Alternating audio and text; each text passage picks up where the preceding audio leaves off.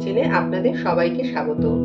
তো আমার চ্যানেলে এর আগে আমি পায়েসের রেসিপি দেখিয়েছি আপনাদের, আপনারা চাইলে দেখে নিতে পারেন। আজকে আমি পায়েস করব না, গোবিন্দভোগ চাল দিয়ে আর মেওয়া দিয়ে আমি ক্ষীর তৈরি করব। তো আমি কি কি নিয়ে নিয়েছি আমি দেখাচ্ছি আপনাদের। আমি এখানে নিয়েছি আমুল গোল্ড দুধ, মানে ফুল ফ্যাট দুধ। এখানে নিয়েছি এলাচের গুঁড়ো 1 চামচ মতো আমি করে নিয়েছি। এখানে মেওয়া আছে 60 গ্রাম।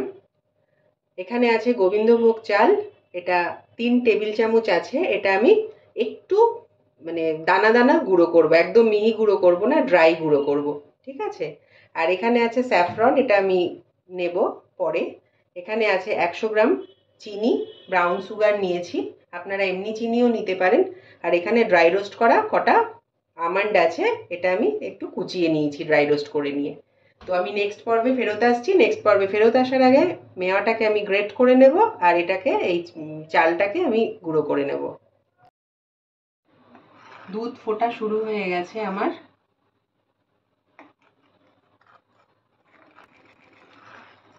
তো এবার আমি দিয়ে দিচ্ছি 100 গ্রাম চিনি, ভালো করে মিক্স করে দেব।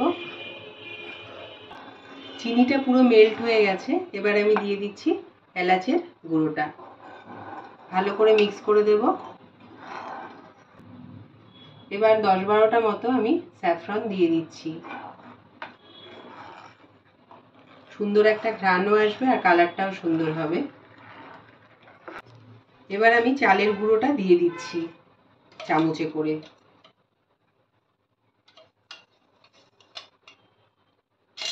ভালো করে মিক্স করে দেব। এবারে দিয়ে দিচ্ছি মাওয়া।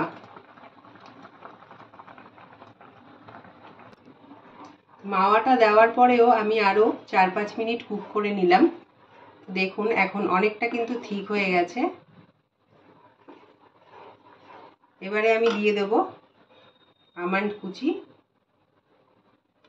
আপনারা চাইলে পেস্তা কাজু এগুলোও দিতে পারেন, ইচ্ছে মতো এগুলো দেওয়া যায়।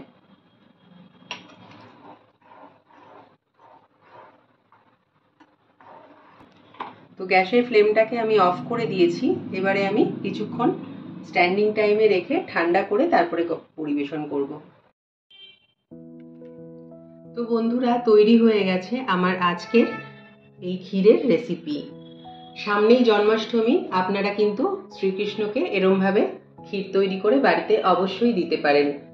আর আমার রেসিপি বাড়িতে তৈরি করার পর যদি আপনাদের ভালো লাগে তাহলে আমাকে একটা লাইক করতে ভুলবেন না আর সাবস্ক্রাইব করতে ভুলবেন না। সাবস্ক্রাইব করার সময় অবশ্যই পাশের বেল বাটনটা প্রেস করে দেবেন, তাহলে আমার নিত্য নতুন রান্নার ভিডিও তৎক্ষণাৎ আপনাদের কাছে পৌঁছে যাবে।